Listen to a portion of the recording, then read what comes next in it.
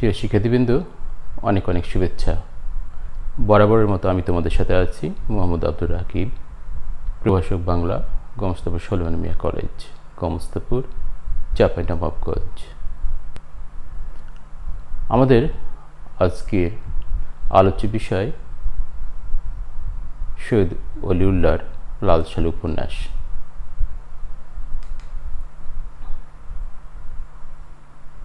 সৈয়দ অলিউল্লাহ জন্মগ্রহণ করেন 1922 সালে, মৃত্যুবরণ করেন 1971 সালে। শিক্ষার্থীবৃন্দ, তোমরা এবার দেখবে সৈয়দ অলিউল্লাহর একটি স্থিরচিত্র। ইনি হচ্ছেন সৈয়দ অলিউল্লাহ। প্রথমেই আমি লেখক পরিচিতি দিয়ে শুরু করছি। জীবন সন্ধানী ও সমাজ সচেতন এ সাহিত্যশিল্পী চট্টগ্রাম জেলার 16 শহরে 1922 সালে জন্মগ্রহণ করেন। তার জন্মের তারিখ হচ্ছে 15 আগস্ট। তার প্রত্যেক নিবাস হল নোয়াখালী। 1941 সালে ঢাকা ইন্টারমিডিয়েট কলেজ থেকে তিনি আই পাশ করেন এবং 1943 সালে পাশ করেন বিএ আনন্দমোহন কলেজ থেকে। এরপর কলকাতা বিশ্ববিদ্যালয়ে তিনি অর্থনীতিতে MA ক্লাসে ভর্তি হন, কিন্তু দুর্ভাগ্যজনক সে সময় তার পিতা মারা যান। এ কারণে পড়াশোনা শেষ না করেই তিনি কর্মজীবনে প্রবেশ করেন। তার প্রথম চাকরি দ্য স্টেটসম্যান পত্রিকা। তিনি দ্য স্টেটসম্যান পত্রিকার সাব এডিটর পদে নিযুক্ত হয়েছিলেন। 1947 সালে দেশ বিভাগের পরেই তিনি দ্য স্টেটসম্যানের চাকরি ছেড়ে দিয়ে দীর্ঘদিন বিদেশে চাকরি করেছেন এবং মৃত্যু আগ পর্যন্ত তিনি বিদেশে তিনি মৃত্যুবরণ করেছিলেন। তিনি দূতাবাসে চাকরি করতেন। এই চাকরি সূত্রে তিনি কর্মজীবনের একটা বড় সময় বিদেশে কাটান। তিনি মারা যান 1971 সালে 10 অক্টোবর ফ্রান্সের প্যারিস শহরে। মৃত্যুকালে তার বয়স হয়েছিল 49 বছর। প্রিয় শিক্ষার্থীবৃন্দ, একটি বিষয় জেনে রেখেও, সৈয়দ অলিউল্লাহর মুক্তিযুদ্ধে বেশ অবদান রয়েছে। তিনি তার সামর্থ্য অনুযায়ী মুক্তিযুদ্ধে যে ফান্ড ছিল, সে ফান্ডে তার যতটুকু সামর্থ্য হয়েছে সে সামর্থ্য অনুযায়ী তিনি দান করেছিলেন। তিনি দেশের স্বাধীনতা নিয়ে ভাবতেন, তিনি দেশের মানুষকে নিয়ে ভাবতেন। অনেকেই মনে করেন, তার সন্তানরা মনে করেন যে 71 সালে মুক্তিযুদ্ধের সময় তার বাবা দেশকে নিয়ে অনেক ভাবতেন। এই ভাবনার ফলশ্রুতিতে হয়তোবা তার মস্তিষ্কে রক্তক্ষরণ হয়ে মারা যান। সৈয়দ অলিউল্লাহ তার এক বিদেশি সহকর্মী, ফরাসি একজন নারী যার নাম আন মারি থিবো, কে উচ্চারণ করেন অ্যান মারি থিবো। এই অ্যান মারি বা আন মারি থিবোকে তিনি বিয়ে করেছিলেন। তার সহধর্মিণী ছিলেন একজন ফরাসি নারী। সৈয়দ অলিউল্লাহর সাহিত্যকর্ম সমগ্র সাহিত্যে বিশেষ মর্যাদার অধিকারী। ব্যক্তি সমাজের ভিতরের ও বাহিরের যে সূক্ষ্ম ও গভীর যে রহস্য, এই রহস্য উদ্ঘাটনে তার বেশ কৃতিত্ব রয়েছে। তিনি জীবন সন্ধানী একজন লেখক ছিলেন। তার গল্প উপন্যাসে একদিকে যেমন স্থান পেয়েছে কুসংস্কার, ধর্ম, অন্ধবিশ্বাস, যে ধর্ম অন্ধবিশ্বাসে আচ্ছন্ন মানুষের যে কার্যকলাপ, তারপরে মানুষের যে বিপর্যস্ততা, আশাহীন এবং যে মৃত্যুপ্রায় যে সমাজ জীবন, এই বিষয়গুলো তার গল্প উপন্যাসে কিংবা নাটকে স্থান পেয়েছে। তারপরে মানুষের মনের ভিতরকার যে লোভ, তারপরে যে প্রতারণা, ভীতি, ঈর্ষা, এই যে প্রবৃত্তিগুলো যে মানুষের মনের মধ্যে কাজ করে, যে প্রতিক্রিয়াগুলো সৃষ্টি হয়, এই বিষয়গুলো তিনি তার গল্প উপন্যাসে নিয়ে এসেছেন। কেবল রসপূর্ণ কাহিনী পরিবেশন নয়, তার অভীষ্ট ছিল মানব জীবনের যে মৌলিক সমস্যা, এই মৌলিক সমস্যার রহস্য উন্মোচন করতে তিনি ছিলেন সচেষ্ট। এবার শিক্ষার্থীবৃন্দ, তোমাদের সামনে সৈয়দ অলিউল্লাহর গ্রন্থের তালিকা উপস্থাপন করছি। তিনি জীবদ্দশায় খুব বেশি লেখেননি, তবে যেটুকুই লিখেছেন সেই লেখাগুলোর মধ্যে যথেষ্ট পরিমাণে সাহিত্যমূল্য রয়েছে। এই কারণে বাংলা সাহিত্যে সৈয়দ অলিউল্লাহ বিশেষ স্থান করে নিয়েছেন। চলো দেখা যাক তার সাহিত্যকর্মগুলো। গল্পগ্রন্থ, তিনি 2টি গল্পগ্রন্থ লিখেছিলেন। একটি গল্পগ্রন্থের নাম হলো নয়নচারা, রচনাকাল হল 1946। এরপরে তিনি লেখেন আরেকটি গল্পগ্রন্থ, যে গ্রন্থের নাম হচ্ছে দুই তীর ও অন্যান্য গল্প। এটি রচনাকাল 1965 খ্রিস্টাব্দ। এরপরে দেখি তার নাটক। তিনি 3টি নাটক রচনা করেছিলেন। ভৈপীর নামে নাটকটি রচনা করেছিলেন 1960 খ্রিস্টাব্দে। এরপরে তরঙ্গভঙ্গ নাটক রচনা করেন 1965 খ্রিস্টাব্দে এবং সুরঙ্গ নাটকটিও রচনা করেন 1964 খ্রিস্টাব্দে। এরপরে আসি উপন্যাস। তার প্রথম উপন্যাসের নাম হচ্ছে লাল সালু। শিক্ষার্থীবৃন্দ, যেটি তোমাদের পাঠ্য রয়েছে, যে উপন্যাসটি নিয়ে আমি ধারাবাহিক কয়েকটি ক্লাসে তোমাদের সামনে উপস্থাপন করব। এই উপন্যাসটি হচ্ছে লাল সালু। এটি রচনাকাল হচ্ছে 1948। এটি প্রকাশিত হয়েছিল কমরেড, প্রথম প্রকাশিত হয়েছিল কমরেড পাবলিশার্স থেকে।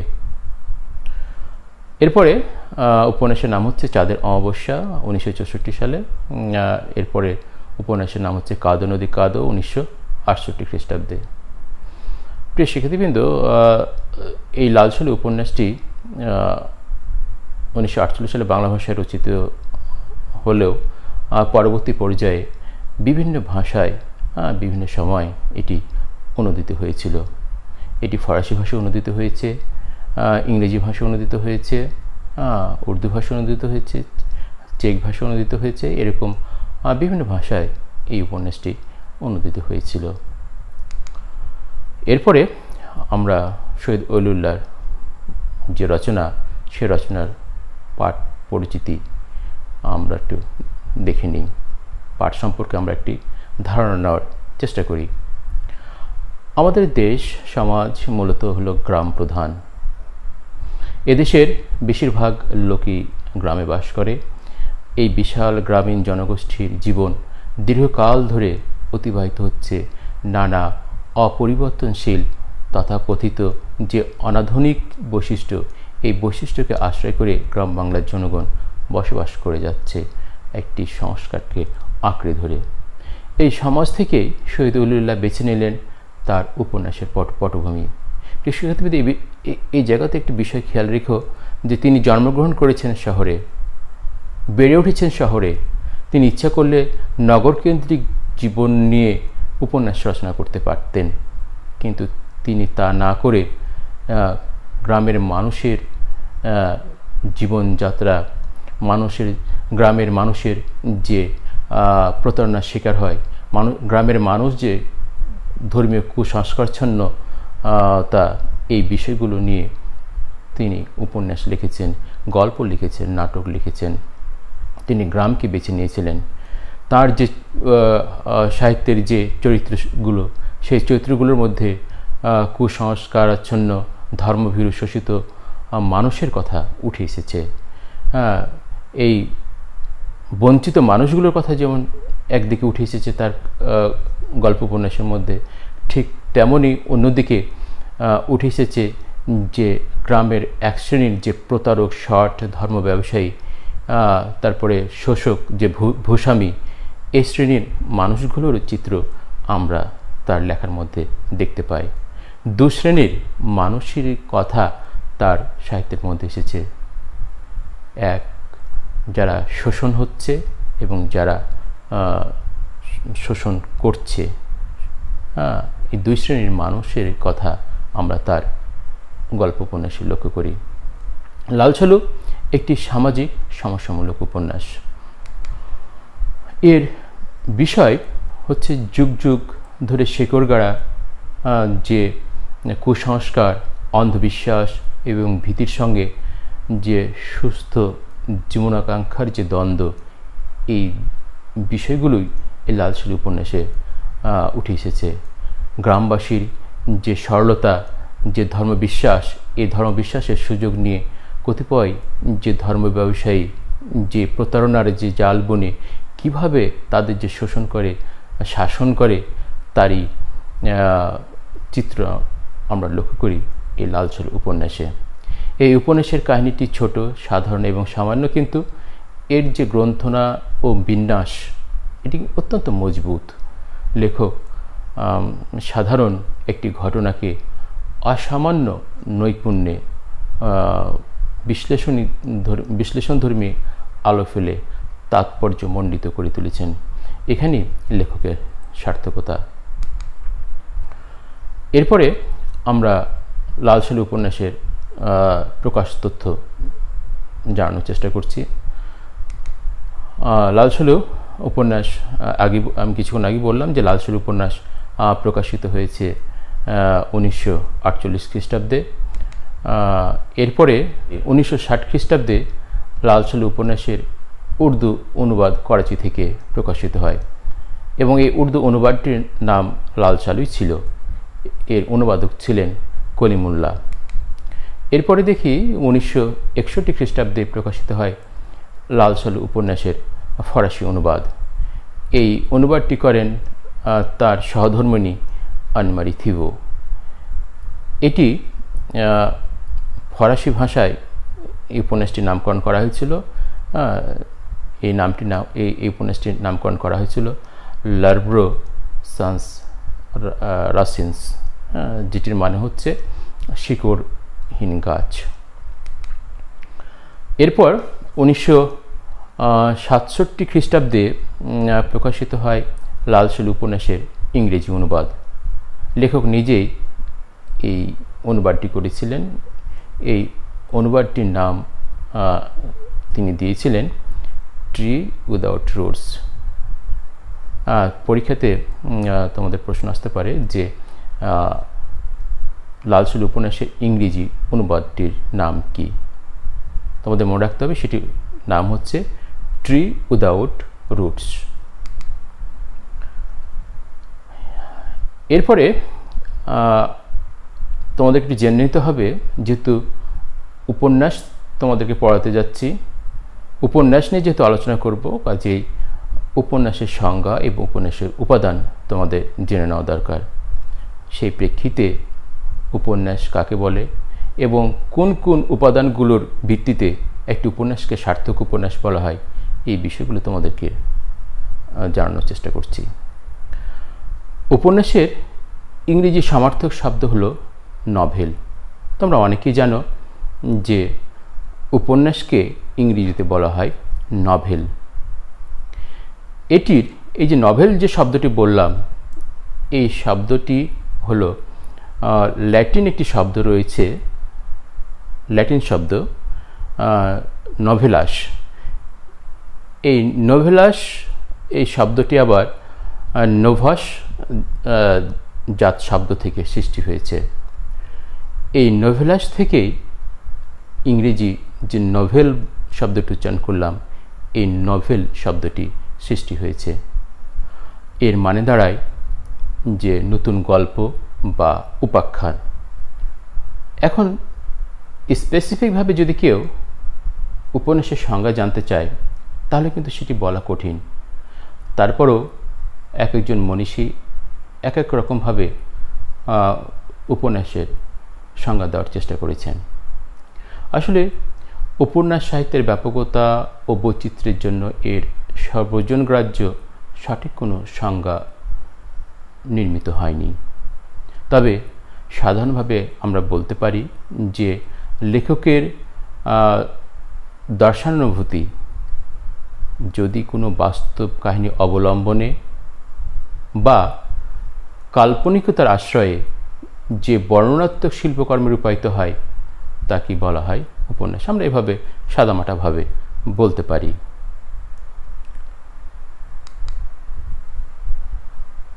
গবেষক শ্রীশচন্দ্র দাস তার বিখ্যাত একটি গ্রন্থ সাহিত্য সন্দর্শন, এই সাহিত্য সন্দর্শন গ্রন্থে উপন্যাসের সংজ্ঞা এভাবে দিয়েছেন যে গ্রন্থকারের ব্যক্তিগত জীবন দর্শন ও জীবনানুভূতি কোনো বাস্তব কাহিনী অবলম্বন করিয়া যে বর্ণনাত্মক শিল্পকর্মে রূপায়িত হয় তাকে উপন্যাস কহে।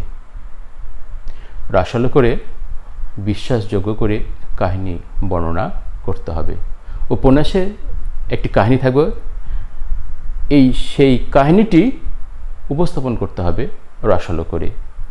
বলবার ভঙ্গিটি এমন হবে যে পাঠক এরপরে কি হবে এটা জানার জন্য উদ্গ্রীব হয়ে পড়বে।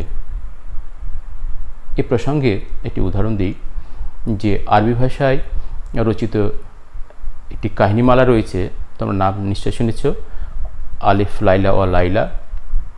এই কাহিনীমালাটিকে অনেক গবেষক উপন্যাসের মর্যাদা দিতে চান।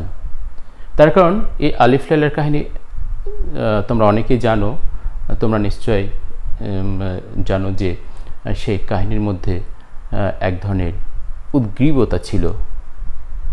বাদশাহর জানার আগ্রহ ছিল যে শাহরজাদির কাহিনী এরপরে কি হয়। শাহরজাদি এই সুযোগে সেই কাহিনীটি 1001 রাতে গিয়ে শেষ করে। যদিও রাত পোহালেই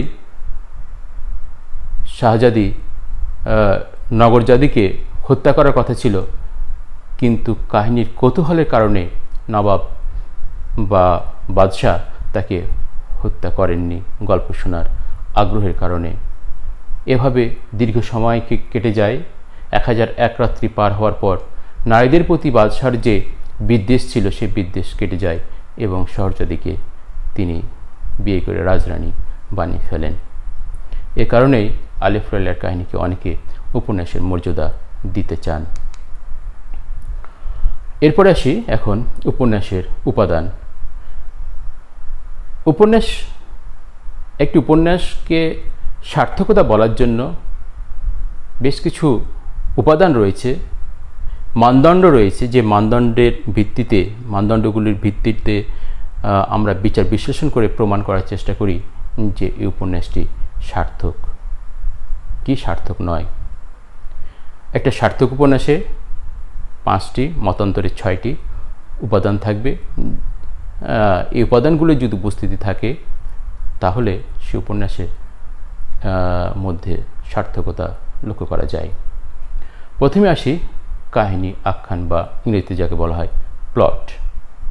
একটি সুগঠিত একটি কাহিনী থাকবে, একটি উপন্যাসের মধ্যে একটি কাহিনী থাকবে এবং সে কাহিনীটি রসালোভাবে উপন্যাসিক উপস্থাপন করবেন এবং সেই কাহিনীর মধ্যে এক ধরনের ক্লাইম্যাক্স থাকবে।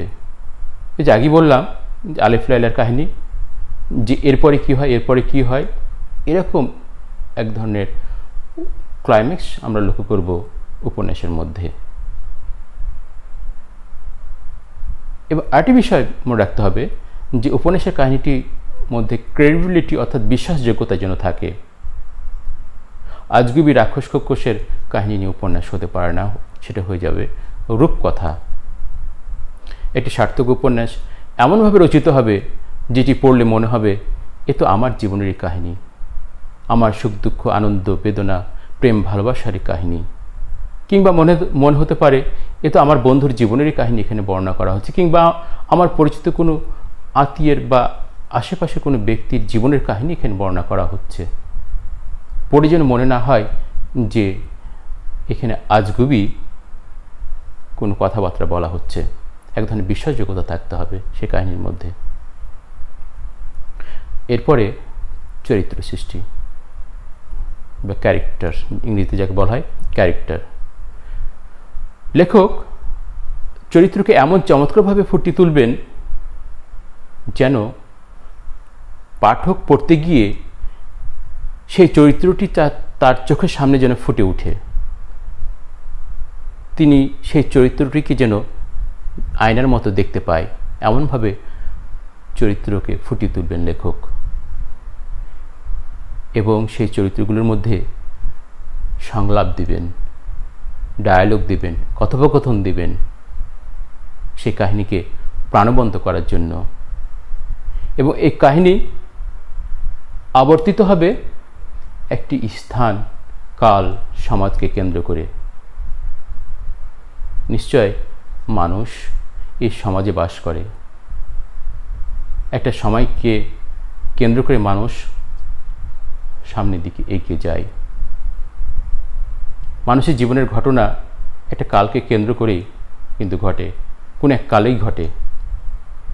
তো লেখক যখন উপন্যাস লিখবেন তখন সেই স্থান, সেই কাল তার উপন্যাসের মধ্যে উঠে আসবে।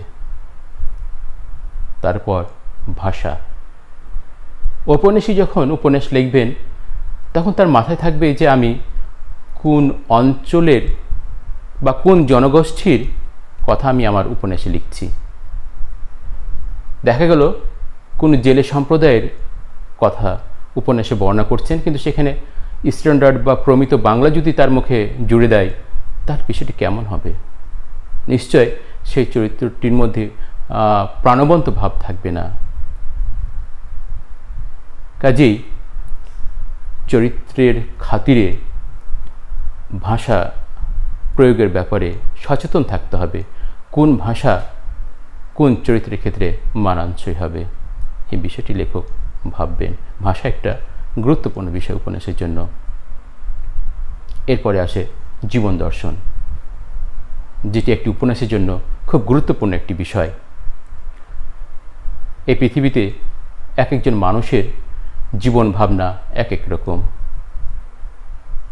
একজন লেখক তার জীবনের ভাবনা কি, সেই ভাবনা, সে তার জীবন ভাবনা তার উপন্যাসের মধ্যে তিনি ফুটিয়ে তুলবেন। কিন্তু এখানে একটি বিষয় খেয়াল করা আছে যে কোনো বিষয় তার জীবনের যে দর্শন যেন আরোপিত না হয়। উপন্যাসে যদি কোনো কথা আরোপিত হয়ে যায় তাহলে সে উপন্যাসে সার্থকতা থাকে না। উপন্যাসে একটা মেসেজ থাকবে, যে মেসেজটা থাকবে প্রচ্ছন্নভাবে। এটি ধর্মগ্রন্থ নয়। ধর্মগ্রন্থে কোনটি ভালো কোনটি খারাপ এই মেসেজটি স্পষ্টভাবে দেওয়া থাকে, কিন্তু উপন্যাসে এ ধরনের কোনো সরাসরি কোনো মেসেজ থাকবে না, সেটি থাকবে প্রচ্ছন্নভাবে। এই বিষয়গুলো ঔপন্যাসিক খেয়াল করবেন, এবং এই বিষয়গুলোর উপর ভিত্তি করে একটি উপন্যাসের সার্থকতা কিংবা ব্যর্থতা নির্ভর করে। এরপরে আসি উপন্যাসের শ্রেণীবিভাগ, বিষয়, তারপরে চরিত্র, প্রবণতা, গঠনগত সৌকর্যের ভিত্তিতে উপন্যাসকে বিভিন্ন শ্রেণীতে ভাগ করা হয়েছে বা বিভিন্ন শ্রেণীতে ভাগ করা যেতে পারে। অনেক শ্রেণীতে ভাগ করা যেতে পারে, তার মধ্যে আমি এখানে 8টি শ্রেণী তোমাদের সামনে উপস্থাপন করেছি, যেমন সামাজিক উপন্যাস, ঐতিহাসিক উপন্যাস, মনস্তাত্ত্বিক উপন্যাস, রাজনৈতিক উপন্যাস, আঞ্চলিক উপন্যাস, আত্মজৈবনিক উপন্যাস, রূপক উপন্যাস, রোমান্সধর্মী উপন্যাস, এছাড়া আরও আছে কাব্যধর্মী উপন্যাস, তারপর ডিটেকটিভ উপন্যাস, এ ধরনের আরও অনেক শ্রেণীর উপন্যাস রয়েছে যেগুলো আমি এখানে আমার উপস্থাপন করা সম্ভব হয়নি। উপন্যাসের একটি গুরুত্বপূর্ণ বিষয়, তোমরা উপন্যাস পড়বে, উপন্যাসটা কীভাবে উদ্ভব হলো, কীভাবে এর বিকাশ লাভ করলো, এই বিষয়টি জানবে না তা হতে পারে না। এটি অবশ্যই তোমাদের জানা দরকার। এই জন্য আমি এখন আলোচনা করব উপন্যাসের উদ্ভব ও বিকাশ। উপন্যাস হলো আধুনিক কালের সৃষ্টি। বাংলা সাহিত্যের যদি প্রাচীন যুগ মধ্যযুগের দিকে তাকায় তাহলে দেখব যে এই প্রাচীন বা মধ্যযুগে উপন্যাস সৃষ্টি হয়নি। ঊনবিংশ শতাব্দীর পরবর্তী সময়ে অর্থাৎ 1800 খ্রিস্টাব্দের পরবর্তী সময়ে উপন্যাসের সৃষ্টি হয়। এ কারণে বলা হচ্ছে যে উপন্যাস আধুনিক কালের সৃষ্টি। যন্ত্র সভ্যতার উত্থান, সামন্ত মূল্যবোধের অবক্ষয়, তারপরে বুর্জীয়তন্ত্রের যে আগমন, তারপরে পুরাতন ফিউডাল ধর্ম বিশ্বাসের প্রতি অনাস্থা, প্রবল ব্যক্তি স্বাতন্ত্র্যের অভিঘাত, শিল্প বিপ্লব, ফরাসি বিপ্লব, এই বিভিন্ন যে ঘটনাগুলোর কথা বললাম, এই ঘটনাগুলো ইউরোপীয়দেরকে নতুন যুগে এনে দাঁড় করায়। শিল্পক্ষেত্রে অনুভবিত হলো এক নতুন শিল্প মাধ্যমের প্রয়োজনীয়তা। এই প্রয়োজনীয়তা থেকে সৃষ্টি হলো উপন্যাস। মধ্যযুগে যে সাহিত্য রচনা হতো, সে সাহিত্য ছিল কাব্যধর্মী এবং সেই সাহিত্যের মূল উপজীব্য ছিল দেবতা। কিন্তু এই যে যন্ত্র সভ্যতার উত্থান বলো, তারপরে বুর্জীয়তন্ত্রের আগমন, তারপরে শিল্প বিপ্লব, তার ফিউডাল ধর্মবিশ্বাসের প্রতি অনাস্থা, এসবের কারণে এই দেবদেবীর স্থানটা দখল করল মানুষ, অর্থাৎ সাহিত্যের বিষয়বস্তু হয়ে দাঁড়ালো মানুষ। মধ্যযুগ একটা লম্বা সময়, 1201 থেকে 1800 খ্রিস্টাব্দ, এই বিশাল সময়কালে যত সাহিত্য রচনা হয়েছে সবগুলোই ছিল কাব্যধর্মী এবং সেগুলোর কেন্দ্রবিন্দুতে ছিল দেবদেবী, অর্থাৎ ধর্মকেন্দ্রিক সাহিত্য ছিল।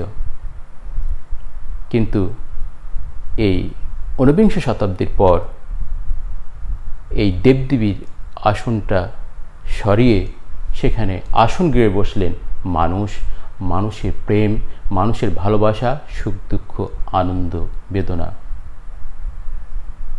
মানুষ সেখানে মুখ্য হয়ে দাঁড়ালো। ইউরোপীয় সাহিত্যের, বিশেষত ইংরেজি সাহিত্যের প্রভাবে বাংলা সাহিত্য প্রকৃতপক্ষে 19 শতকের শেষ দিকে উপন্যাসের যাত্রা আরম্ভ হয়। প্রাচীনকাল থেকেই মানুষের গল্প বলার এবং গল্প শোনার আগ্রহ রয়েছে। আর এই বলা এবং শোনার যে চিরন্তন আগ্রহ, এই আগ্রহ থেকেই বাংলা সাহিত্যে কাহিনী প্রকাশের একটা ধারা চলে আসছে। প্রাচীন যুগ অর্থাৎ প্রাগৈতিহাসিক যুগের দিকে যদি আমরা তাকাই, যে সময়তে মানুষ গুহাতে বসবাস করত, সে সময় তারা দিনের বেলা পশু শিকার করে বেড়াত এবং সারাদিন পশু শিকার, ফলমূল সংগ্রহ করে সন্ধ্যার দিকে যখন বা বিকেলে যখন বা সন্ধ্যার দিকে যখন বাড়ি ফিরে গুহাতে যখন ফিরে আসতো, তাদের আবাসস্থলে যখন ফিরে আসতো, তখন তারা কাব্যের ছলে সেখানে সুর দিয়ে সারাদিনের যে কর্মকাণ্ড, সেই কর্মকাণ্ডগুলোকে কাহিনী আকারে প্রকাশ করত এবং এটি কি তাদের একটা বিনোদনের মাধ্যমও বলতে পারো। এভাবে তারা তাদের সারাদিনের ক্লান্তি দূর করার চেষ্টা করত। তাহলে আমরা যেটা জানলাম যে এই গল্প বলা এবং শোনার যে আগ্রহ, এটি প্রাচীন কাল থেকে গুহাবাসী সেই জীবনধারার সময়কাল থেকে চলে আসছে, যখন মানুষ মধ্যে সেরকম যে সভ্যতা ছিল না, যখন মানুষ গুহাতে বসবাস করত, পশু শিকার করে খেত, সেই সময় থেকেই মানুষের গল্প বলা এবং শোনার আগ্রহ লক্ষ্য করা যায়। 19বিংশ শতাব্দীর পূর্বে বাংলা সাহিত্যে গদ্যের প্রচলন ছিল না, যে কথাটা আমি আগে বললাম। 19বিংশ শতাব্দীর পূর্বে গদ্য শুধু ব্যবহার করা হতো দলিল, দস্তাবেজ কিংবা চিঠিপত্রে। প্রাচীন এবং মধ্যযুগের সাহিত্যে কাহিনী, গল্প বা মনের সৃজনশীল ভাব প্রকাশের মাধ্যম যেহেতু পদ্য ছিল, সেই সময়কার সাহিত্যের বিষয়বস্তু মানুষের পরিবর্তে দেবদেবীর প্রাধান্য ছিল। আমি আগে তোমাদেরকে বললাম। এ কারণে দেবদেবীর প্রাধান্য যেহেতু বেশি ছিল, এই কারণে মানুষের জন্য, মানুষের সুখ দুঃখ, আনন্দ বেদনা প্রকাশের জন্য সাহিত্যের একটি নতুন ধারার প্রয়োজন দেখা দিল। সেই প্রয়োজনের তাগিদেই সৃষ্টি হলো উপন্যাস। উপন্যাস উদ্ভবের পিছনে মানুষের জীবনমুখী চাহিদায় প্রধান ভূমিকা পালন করেছে। ঊনবিংশ শতাব্দীর দ্বিতীয়ার্ধে সভ্যতা সংস্কৃতির প্রভাবে বাংলা উপন্যাসের উদ্ভব ঘটে। ভবানীচরণ বন্দ্যোপাধ্যায়ের নববাবু বিলাস, 1885 খ্রিস্টাব্দে আমরা নববাবু বিলাস পাই। এই নববাবু বিলাসে উপন্যাসের প্রথম ইঙ্গিত পাওয়া যায়। এরপরে হ্যানা ক্যাথারিন মুলেন্সের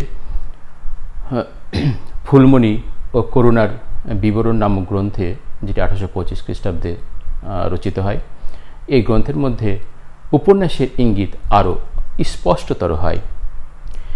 এরপরে 1858 খ্রিস্টাব্দে প্রকাশিত হয় প্যারীচাঁদ মিত্রের আলালের ঘরের দুলাল।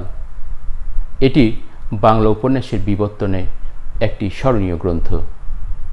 প্রিয় শিক্ষার্থীবৃন্দ, তোমাদের যদি প্রশ্ন করে কেউ যে বাংলা সাহিত্যে প্রথম উপন্যাস কোনটি, তাহলে তোমাদের সেই প্রশ্নের উত্তরে বলতে হবে বাংলা সাহিত্যের প্রথম উপন্যাস হচ্ছে প্যারীচাঁদ মিত্রের আলালের ঘরের দুলাল। নববাবু বিলাস, যে নববাবু বিলাসের কথা বললাম, সে নববাবু বিলাস কিংবা ফুলমণি ও করুণার বিবরণের চেয়ে এর ভাষা, অর্থাৎ এই আলালের ঘরের দুলালের ভাষা অনেকটা স্বাভাবিক। সমাজের চিত্র এখানে অনেকটাই পূর্ণতর বলা যেতে পারে এবং কাহিনী সেগুলোর চেয়ে অনেকটাই উন্নত। এরপরে কালীপ্রসন্ন সিংহের হুতুম পেঁচার নকশায় উপন্যাসের অনেক উপাদান লক্ষ্য করা যায়, কিন্তু শিল্পোৎকর্ষের অভাবের জন্য তা ঠিক উপন্যাস হয়ে ওঠেনি। অনেকের মতে বাংলা উপন্যাসের প্রকৃত যাত্রা শুরু হয়েছিল বঙ্কিমচন্দ্র চট্টোপাধ্যায়ের সময় থেকে। তার দুর্গেশ নন্দিনী, যেটি 1865 খ্রিস্টাব্দে প্রকাশ হয়, এটি প্রকাশের মধ্য দিয়ে বাংলা উপন্যাসের সূচনা শুরু হয়। এটিকেই বাংলা সাহিত্যের প্রথম সার্থক উপন্যাস বলা হচ্ছে। তোমাদের প্রশ্ন হয় বাংলা সাহিত্যের প্রথম সার্থক উপন্যাস কোনটি, সেটির উত্তর বলতে হবে যে দুর্গেশ নন্দিনী হল বাংলা সাহিত্যের প্রথম সার্থক উপন্যাস, যেটি রচিত হয়েছিল 1865 খ্রিস্টাব্দে। তার উপন্যাসে দ্বন্দ্ব, সংঘাত, জটিলতা, মিলন, বিরহ, মাধুর্য, মাৎসর্যের ছবি খুঁজে পাওয়া যায়। বঙ্কিমচন্দ্রের সমসাময়িক আরও কয়েকজন ঔপন্যাসিক ভিন্ন ভিন্ন আমেজে উপন্যাস সৃষ্টি করেছিলেন। এদের মধ্যে একজন উল্লেখযোগ্য হলেন সঞ্জীব চন্দ্র চট্টোপাধ্যায়। এর সাথে আরও একজনের নাম উল্লেখযোগ্য, তিনি হচ্ছেন রমেশ দত্ত। সঞ্জীব চন্দ্র চট্টোপাধ্যায় এবং রমেশ দত্তের উপন্যাসগুলোর মধ্যেও আমরা এক নতুন আঙ্গিক লক্ষ্য করি। রবীন্দ্রনাথ ঠাকুর বাংলা উপন্যাসকে প্রকৃত আধুনিক রূপ দিয়েছিলেন। তিনি প্রথমে ইতিহাস ভিত্তিক উপন্যাস রচনা করলেন বউ ঠাকুরানীর হাট 1883 খ্রিস্টাব্দে, এরপরে রাজর্ষি 1887 খ্রিস্টাব্দে। এ দুটি উপন্যাসে নিজস্ব আদর্শবোধ ও জীবন দর্শনের ছাপ লক্ষ্য করা যায়। এরপরে আসি তার রচিত চোখের বালি উপন্যাসের প্রসঙ্গে। রবীন্দ্রনাথ ঠাকুর চোখের বালি উপন্যাসে সর্বপ্রথম আমাদের সমাজের যে অবৈধ প্রেম, এই অবৈধ প্রেমকে প্রাত্যহিক জীবনের মধ্যে এনে সেখানে পাত্র পাত্রীর কথোপকথন, আচার আচরণের মধ্য দিয়ে জীবনকে তিনি চিত্রিত করার চেষ্টা করেছেন। আমরা চোখের বালি উপন্যাসে পরকীয়া প্রেমের ব্যাপার লক্ষ্য করি। রবীন্দ্রনাথ ঠাকুর চোখের বালি উপন্যাসের মধ্যে সর্বপ্রথম মনস্তাত্ত্বিক দ্বন্দ্বের ব্যাপারটি নিয়ে আসেন, যেটি এর আগের উপন্যাসগুলোতে সেরকমভাবে লক্ষ্য করা যায় না। বিনোদিনী মহেন্দ্রের যে চরিত্র তিনি ফুটিয়ে তুলেছেন, সেই চরিত্র দুটির মধ্যে চমৎকারভাবে মনস্তাত্ত্বিক দ্বন্দ্ব লেখক ফুটিয়ে তুলেছেন। এ কারণে বাংলা সাহিত্যের প্রথম আধুনিক উপন্যাস হিসেবে আমরা চোখের বালিকে গণ্য করতে পারি। কথাশিল্পী এরপরে রবীন্দ্রনাথের পরে আসে শরৎচন্দ্র চট্টোপাধ্যায়। জনপ্রিয়তার দিক থেকে বাংলা উপন্যাস সাহিত্যে তিনি অপরাজেয়। আধুনিক বাংলা উপন্যাস পরিপূর্ণ রূপ ও মহিমা নিয়ে তারই হাতে প্রথম বিকশিত হয়। এরপর আমরা বাংলা উপন্যাসের ধারায় 3 বন্দ্যোপাধ্যায়কে লক্ষ্য করি: মানিক বন্দ্যোপাধ্যায়, তারাশঙ্কর বন্দ্যোপাধ্যায় এবং বিভূতিভূষণ বন্দ্যোপাধ্যায়। এই 3 বন্দ্যোপাধ্যায় বাংলা উপন্যাসকে নতুন উচ্চতায় নিয়ে গেছেন। 3 জনের জগৎ আলাদা, তবে শক্তিতে তারা স্বগোত্রীয়। উপন্যাসের বিশ্ব পটভূমির কথা মনে রেখে বলা যায় যে তারা অসাধারণ ঔপন্যাসিক।